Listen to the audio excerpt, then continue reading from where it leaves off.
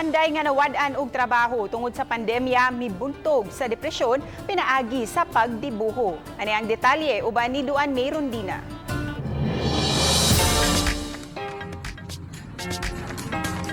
Nalingaw ang mga tao sa Bayawan City, Negros Oriental sa talagsaong wall artist nga migamit og duga sa mga dahon sa sagbot sa iyang mga painting.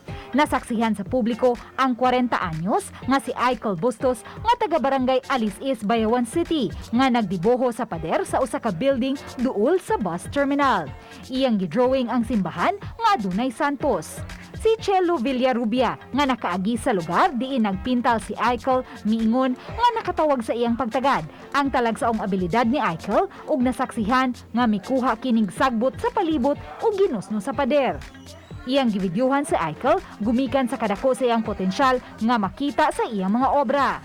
Si Aikel ilado nga maayong panday apan nawad-an og trabaho ug maoy nakapadepres kaniya. Ang pagdibuho sa mga pader ang iyang gikalingawan isip pawala sa kalaay, bunga sa nagpadayon nga pandemya.